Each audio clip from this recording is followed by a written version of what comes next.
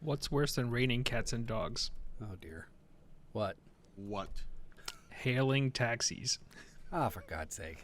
and Eric, your what was very aggressive. I'm not looking at you right now because I'm typing, but that was like the kind of what delivery where it's like I know this is going to be so stupid and I'm so mad about it right now. Where do sheep like to go on vacation? Oh boy, where? I feel like Eric knows it. I definitely heard of this one, but I can't remember it. The Bahamas. Oh my God. Welcome to the Geeky Go-Go podcast, a show where we talk about all things geeky. Movies, TV shows, tech, comic books, cosplay, and more. If it has something to do with being a geek, well, we'll talk about it here. My name is Anthony Pizzuto. Let's get this party started. Joining me today in the Go-Go, well, the amazing talents of Chris Nitro and Eric Ho. Boys, you were on your own last week. You got the keys. Or as Eric said, the cat's away, although I fancy myself something a little bit more elegant than a kitty. What's wrong with a feline? I think of you as a gentle. A gentle. Oh, yeah. Cats are evil. Cats are like demonic creatures, and I know because you. Oh. Well, okay then. I get it. Thank you. But no, I thoroughly enjoyed editing the episode. I did miss being involved, but last week or last time we recorded, I couldn't. I didn't have the brain space to be able to do it. But you guys crushed it, and I feel like I can now go into the night and leave the go-go in well manicured hands of Chris and Eric. So, good job, boys. Did you know you just went? I can go quietly into the night. Oh, see, look, I bleed go-go. Okay, I bleed go-go. How's your week been? How have you guys been doing? Chris, what's going on? Good. I did a little bit of traveling for work. Went down to Philadelphia, so not too far. Spent a couple of days there. Hung out with a lot of my union brothers and sisters, so that was an amazing time. Got some work done, and yeah, I think that's it. That's awesome. I was actually in Harrisburg earlier this week, or later in the week, but drove over. So a little bit out of the way from Philadelphia, but got some Pennsylvania time in. Do you like Philly? It's like mini New York. Yeah. Like downtown New York, like old New York. Yeah. Like that's what most of Philly's like to me. Yeah. Have you ever been to the prison there, the big shut down penitentiary? Yeah. No. Oh, Eric, You're missing out. Yeah. It's especially around Halloween time. So apparently all these famous criminals were housed. Well, yeah. So I've been there twice, right? Okay. So I went there probably 15 years ago or so with my girlfriend at the time, now my wife. And we did the tour. It's so the place is called Eastern State Penitentiary. Mm-hmm. Really creepy place. There's some areas in that prison that you get some really creepy vibes. Really, really nice. Took some cool photos and whatnot with like light, going through the cracks and some broken walls and stuff like that, and in prison cells. And Al Capone was there for a while, and they did up his room like how it actually was, which he had like fancy furniture and like carpeting and stuff like that in his prison cell. Death row, they let you walk the grounds. Some terrible stuff too. Mm-hmm.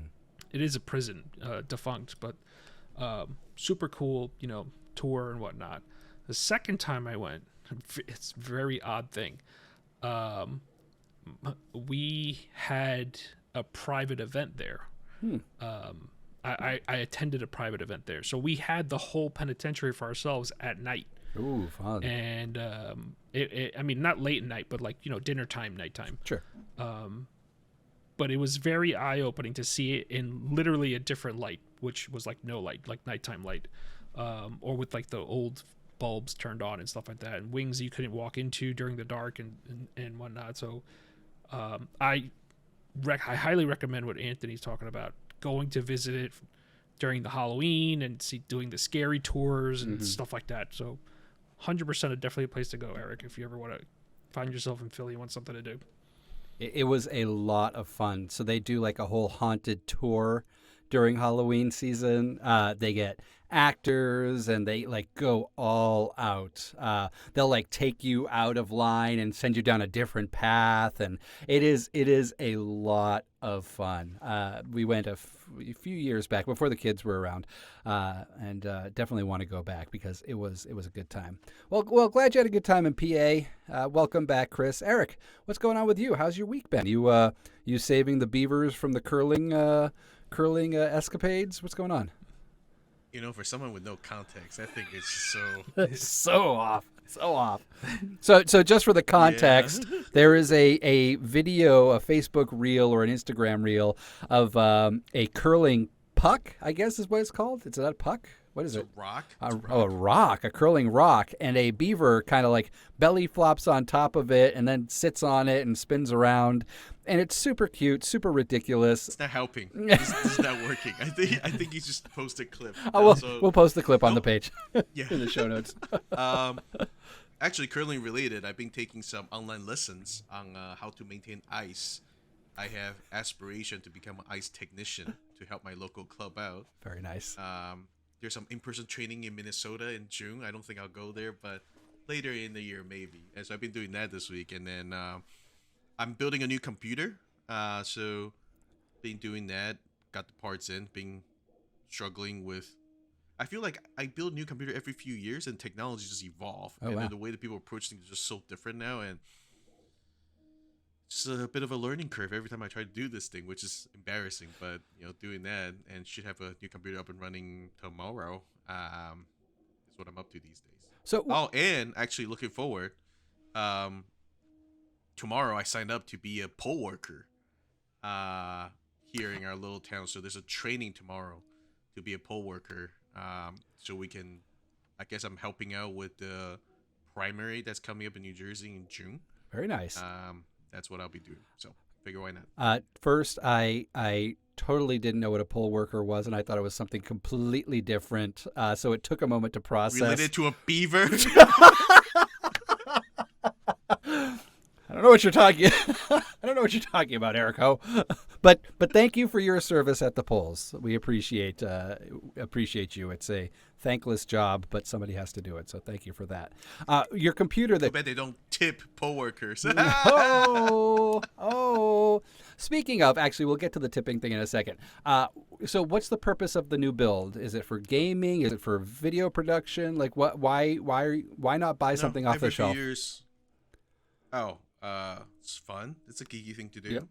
It's probably actually a little cheaper at the spec that I'm doing it. And honestly, some of these parts, there is a place when these components get to a place where they are almost worth nothing at a certain point. You'll just be throwing them out.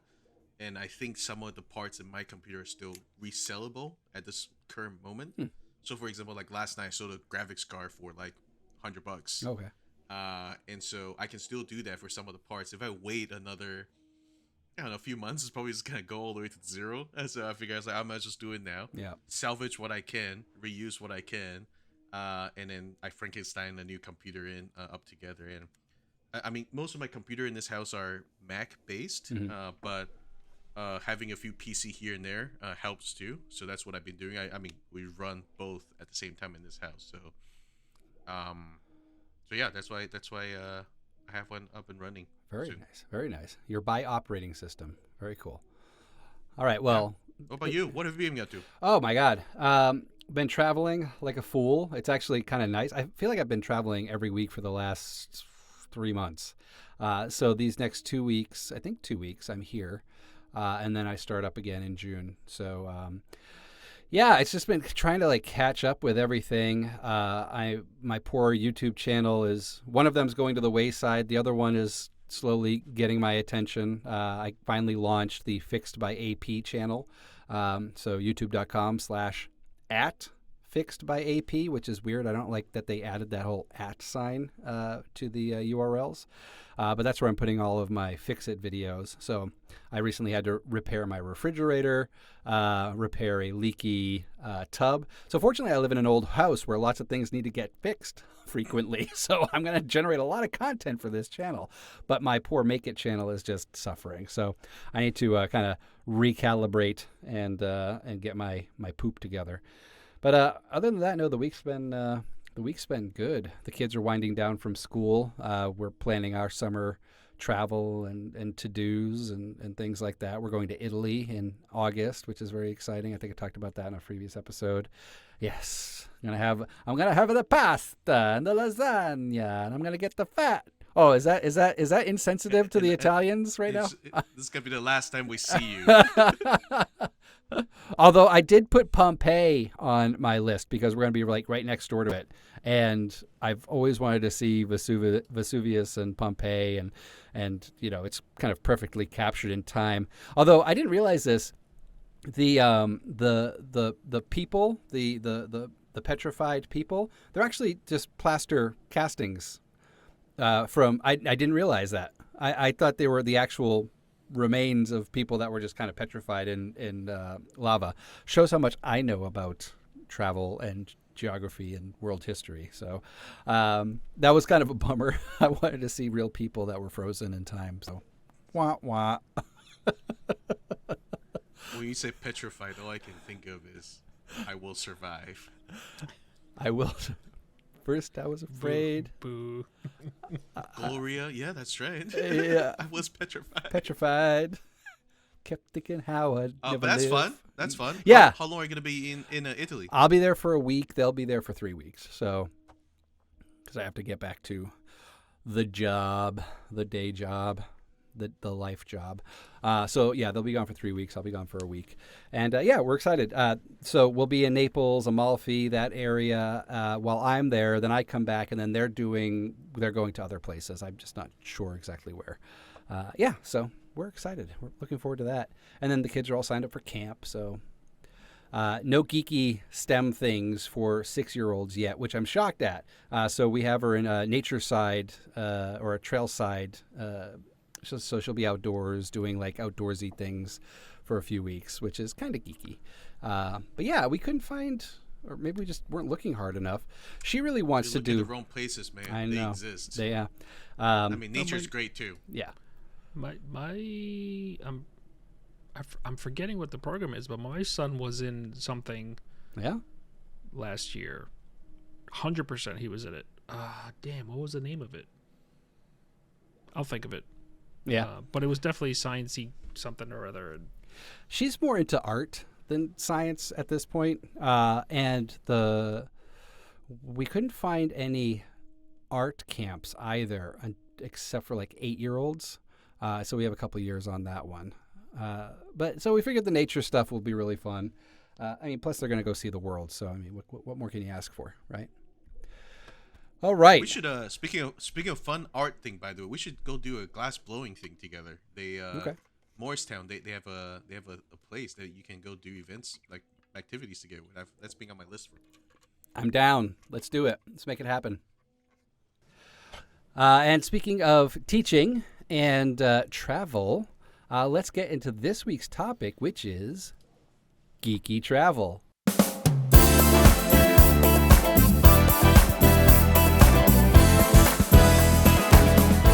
Whether it's for work, pleasure, or those unfortunate family get-togethers, we all have to travel. So why not do something geeky while you're on the road? The three of us travel quite a bit through the year for various reasons, so we figured it was a great time to share some of the geeky things we do while we're away from home. Nitro, I'm going to kick it off to you since you kind of came up with this topic. So while you're away from home, traveling for work or play, share with us some of your favorite geeky things to do. So I think the standard thing I do whenever I travel is I kind of poke around and see if there's anybody available in the 501st to meet up with and just hang out and learn about their customs and what events they do and stuff like that. You get kind of this like you make a connection. You know, it's almost like a brotherhood. We say it all the time. It's like insta friends, right? You have this, you share this thing in common, and just add Star Wars, and all of a sudden you have like, you know, these things that you can talk about and whatnot. So that's kind of like the first thing I do whenever I go anywhere. Unfortunately, when I travel for work, I want to do that. However, most of the time, my entire day is taken up.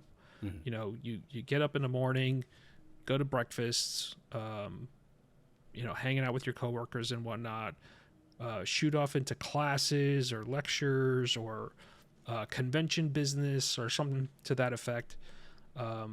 Then, you know, quick change, then shoot off to dinner, right? And where you're just doing the same, right? Rubbing elbows. I don't know what the expression is, right? You're hanging out with your coworkers still through the night, and then wash, rinse, and repeat. So that's the unfortunate thing from my work travel. I occasionally and very, very rarely, I'll have a night to myself. But it's whenever I do, it's usually like I woke up at like 3-4 in the morning to catch a flight. So I get all my work done and I'm like, I just want to crash. Like, I don't even want to eat or anything. I literally hit the hay and then get up early in the morning, probably to catch a flight home or something like that. That's work travel, right? Unfortunately. But personal travel, like that's my go-to, right? I think about, hey, can I meet up with the 501st? Is there anybody available, whatever the case may be, and see if I can, you know, sneak in a meeting or something like that. Yeah, with the family or whatnot. So for those of us who are a little bit on the shy side, like me, I'm actually very introverted, but I would like to take advantage. It's weird. I know you're shaking your head, but I am. I force myself to be extroverted. It's very exhausting, but. You know, I travel like I've shared with you in the past. I should travel every week, and so if I was someone in the 501st that wanted to connect with another garrison and see who's available, what are your recommendations for folks like me to find those people? Like do you just go to the garrison website and send a generic email? Like how do you go about finding people? I think there's multiple venues for that, right? There are 501st Facebook groups. You'll find people that are more willing to hang out and reach out and stuff like that.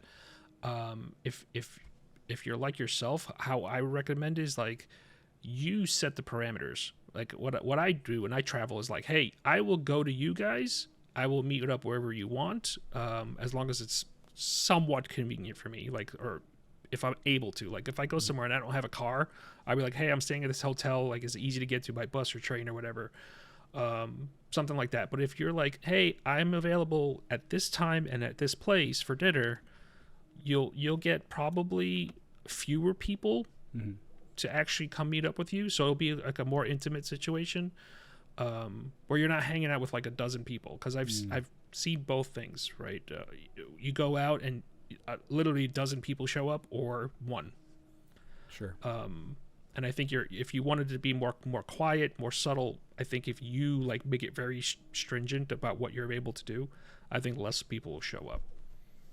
Yeah, I've done the same thing. You know, I've done the posting on, especially for international travels, like you're going to Italy, for example. I've gone on like the Italian groups, like well, in my case, I use Spain as an example, right? So I just came back from Spain.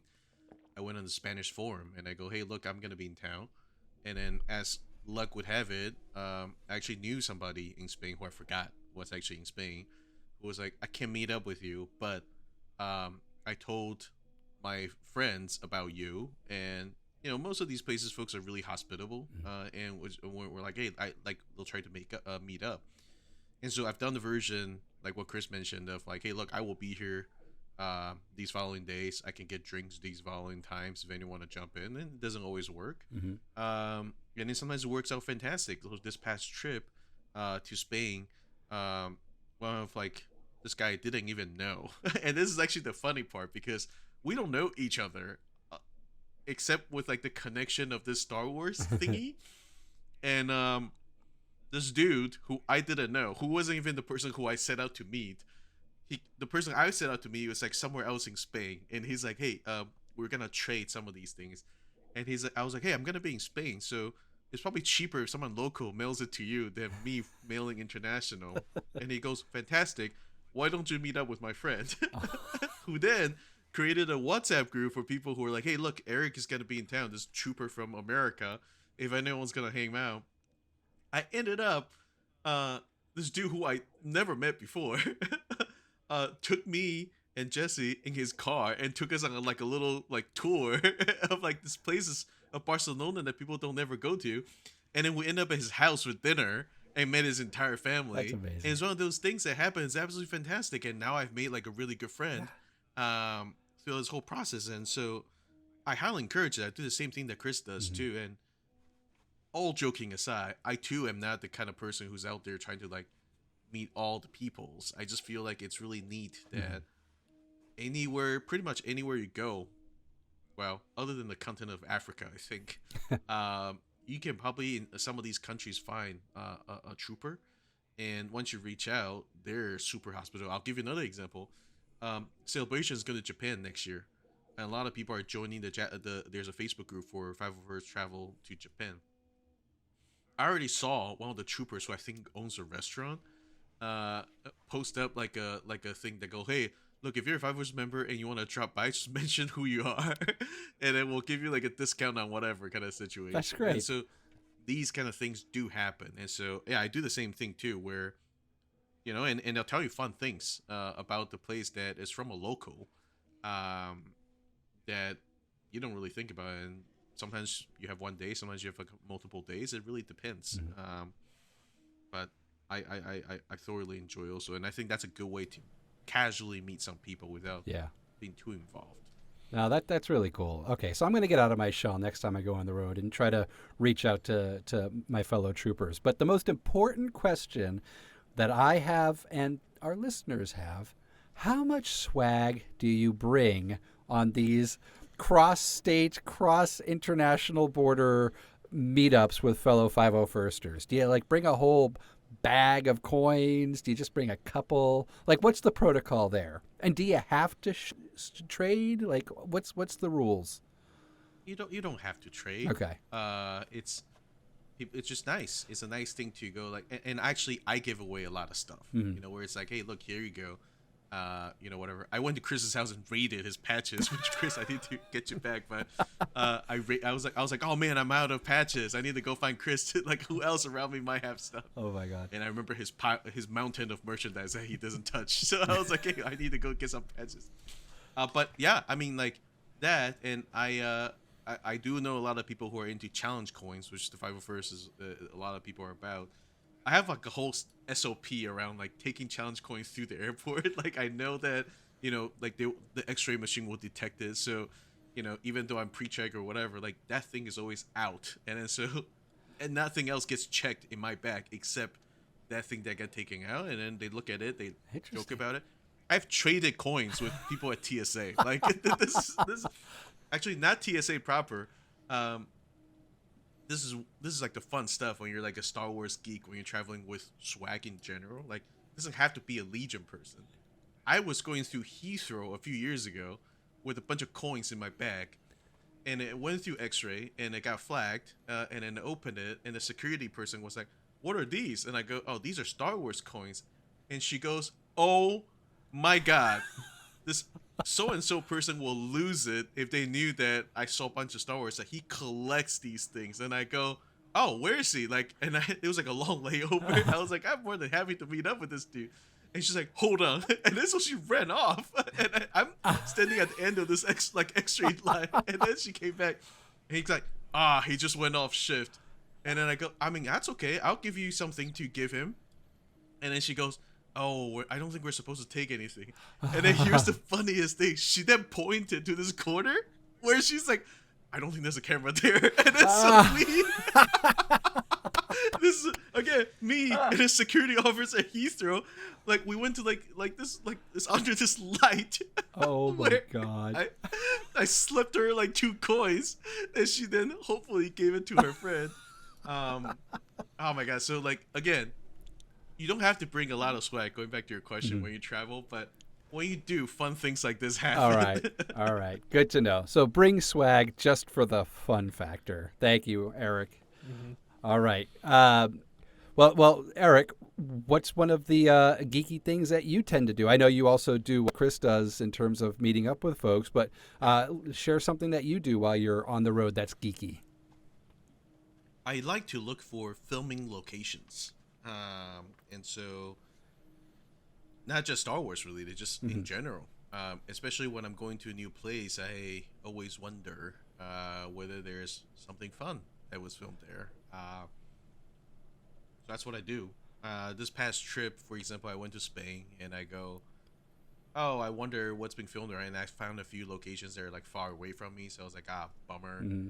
And then I found out actually one of the places I went to actually is a filming location without really searching for it, and that was really fun. And so yeah, that's what I do. Actually, when I travel, especially internationally, and Hmm. less so domestically, I tend to try to look for filming locations of things in general, so that I can just go, oh, that's kind of cool. Hmm. That's where they shot so and so. Obviously, in some places, it's, I mean, like you go to Vancouver or you go to Atlanta, it's like everywhere. But Yeah. sometimes when you're in like really scenic places and you go, huh, this needs to be in a movie, and you go, yeah, it was in a movie. So that was it's something fun at least for me to do when I'm traveling. Hey, Chris, I'm assuming you do similar things. You look do you look for, or is that not on your radar when you go traveling?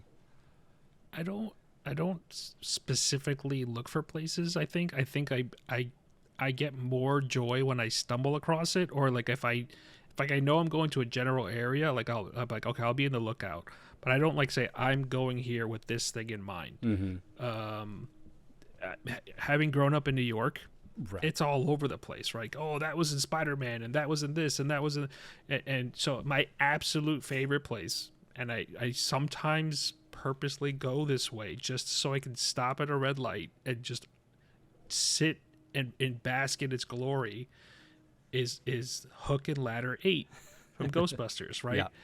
Going from New Jersey into Manhattan through the Holland Tunnel, if you take a specific exit and you drive downtown, you literally stop at the light for Hook and Ladder 8. I've done it a little bit too much, but I kind of like I purposely time my speed so I could get like caught by the light Yeah. and sit at that corner. And I've been honked at because I'm staring at the building and not paying attention to the light. Yeah, it's my favorite place. And being a New Yorker, it's like there's a little bit of pride in this. It's like, oh look, we are a character. Hmm. I should say the city is a character in many a film. But yeah, I mean, to Eric's point is like, it's cool. It's cool. It's like, oh, you enjoy cinema like we do, Yeah.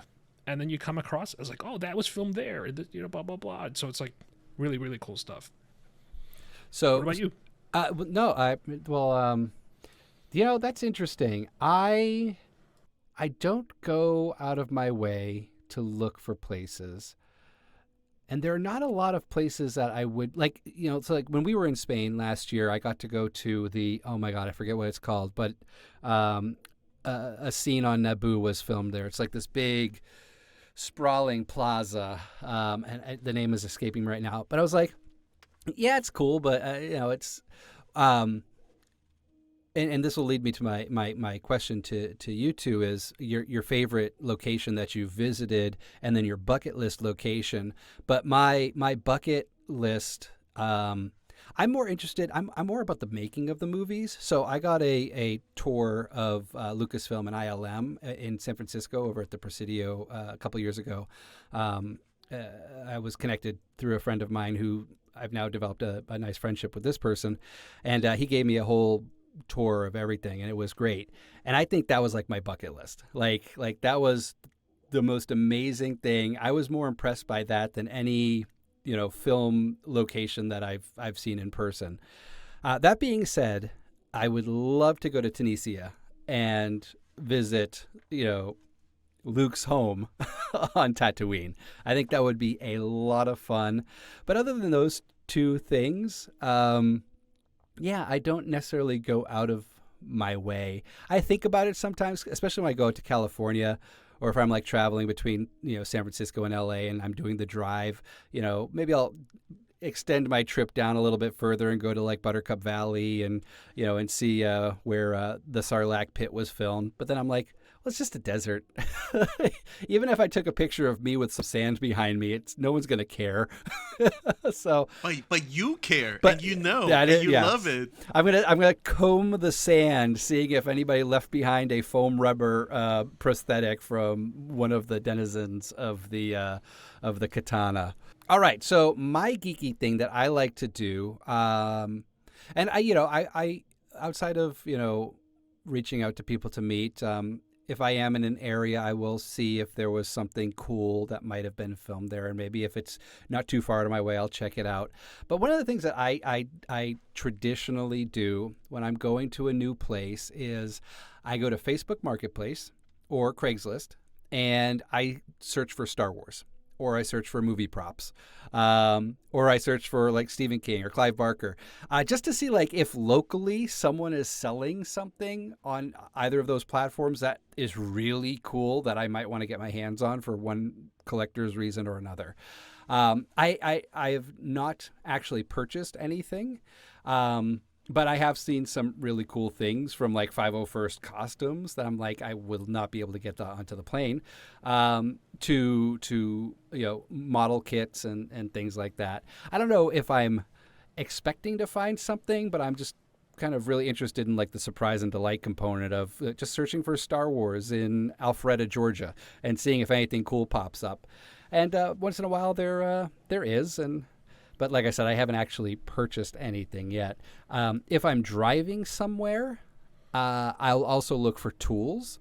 So like if I need something for the shop, like a lathe or a bandsaw or something that I've had my eye on that I want to add to the shop, I'll search there too, because I can just throw it in the back of my Subaru and drive it home with me. So searching around to see what's available to purchase that I might not be able to get here in New Jersey for one reason or another. That's kind of something. I don't know if that's as geeky as hanging out with Star Wars friends or going to movie locations, but I feel like it's a little geeky. So I highly suggest that. That's pretty fun. Yeah. I mean, what's the coolest thing you've seen in your searches? The coolest thing I've seen. I've seen autographed books by Stephen King, because I look for those things as well, but they're really expensive. and the fact that they're on Facebook Marketplace is also suspicious, because a Stephen King autographed book. So Stephen King famously does not like autographing. He does not like the concept of being idolized through a signature.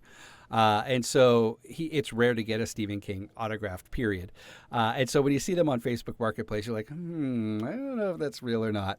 I have seen a full TK, a full Stormtrooper outfit. And it was claimed to be 501st approvable. So, as far as that goes, so that was pretty neat. But most of it's like, I'll see like a Star Wars VHS, cassette, which is always neat, but I would actually want to watch it. And I don't even know where you can find a VCR these days, without having to spend an arm and a leg. I'm sure you can find them on Amazon. Really? Yeah. Don't get a VCR. Get one of those combination VCR TVs, like the small ones you get in dorms back in the days. Yes. I feel like if I was gonna get Star Wars on VHS, yes, I would have to get a big old Philco, cabinet television with a top-loading VCR, and really feel like I was back in 1980 something. So those are some of the cool things. Nothing has jumped out to me though in my travels so much to actually like go out of my way and be like, I need to get this.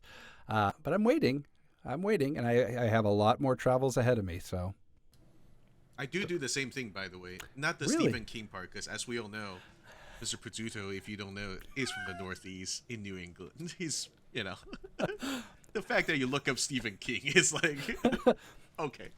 But when I do enjoy going on local Facebook marketplaces and go, nice. Oh, that's cool. Like, I wonder what this is all about. Right. That's awesome. I mean, I've actually seen a lot of really cool cars that I like. Oh yeah. I wish this is like a thing I could bring home with me. Mm-hmm. Star Wars stuff, and I think at our level of obsession with the fandom, Yeah. most of the stuff these days, you're kind of like, like, we've seen it all, like, Right. but when you come across those really rare, like, hey, I found this in a estate sale. Do you want it? It's like, dude, Yeah. yes, please. So 100%. I haven't seen one yet either that I was like, I need to bring this home, but I do the same thing when I travel. Awesome. Okay. So what's it called? Antiquing? Yeah. Antiquing. Yep. Yeah. So yeah, I mean, like if you're trying to find like old memorabilia and artifacts and stuff like it's similar. You're not looking for some like French desk from the 1600s or something like that. You're looking for stuff from the 1970s, That's fair. right? Just Jesse's real big into antiquing. Ah. I mean, that's probably the reason why we're eventually gonna get a truck. But and actually, the fact that we don't have one is maybe we're doing not as much of that. But I'll tell you guys, one of the funnest things that I come across, which I think that I one day want to have, is a lot of these antique markets. For those who don't know, when you go antiquing, there are the types where you go to people's homes, like estate sales, and then there are the types where it's like a giant market, like a warehouse, whatever situation, where people have stalls and people are just they have their space and they're doing this stuff. And depending on where you go, you're gonna see different things, like different parts of the country. Like what we saw in Texas is very different than what we're seeing here in the Northeast. But one of the things that's universal and I love, and one that I would like to acquire for my house, is there is a machine that is cabinet height, around like half of me or whatever, used to display items that rotates. It's on a belt and it rotates. And people, like, you can imagine like trays of pins, coins, whatever.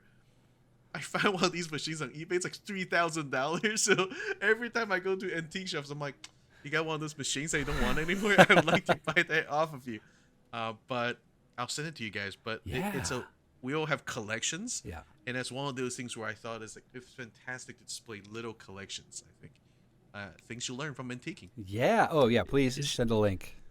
Is it like a rotating thing, or is it like a conveyor belt thing where like it goes around? It rotates. It rotates like this. So imagine like a Ferris wheel, like a Ferris and then wheel. there's like trays. Right. So there's trays that kind of go like this throughout. That's I'll so send it to you cool. guys. But God, I really want one. Yeah, that sounds awesome. By the way, don't go to Amazon for VCRs. Okay. It's north of $200. Oh, come on, really? Yeah. Actually, that's actually better than I thought it would be, but still, I'm not going to spend $200 on a VCR to watch one VHS, which will probably disintegrate as soon as I pop it in. I can't imagine those things are long for the world at this point. All right, guys, thanks so much for your geeky recommendations. Folks, catch up with your geeky friends. Check out movie locations and find cool items to buy at those places that you're traveling to. Do you have geeky rituals or things you like to do while on the road? Well, let us know by emailing us at mailbag@geekyagogo.com, and we might share with our audiences some of the cool things that you like to do while you're away.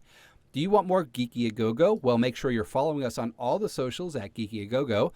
Want cool stuff? Want to connect with us on a higher level, like on our Discord server? Or get additional content from today's episode at our members-only after party? Well, head on over to patreon.com/geekyagogo and support the show. You'll get awesome swag and other perks. If you haven't done so already, make sure you're following the show on your favorite podcast platform and leave us a review. Thanks so much for listening, and you stay geeky, Internet. Bye. Bye. Thank you.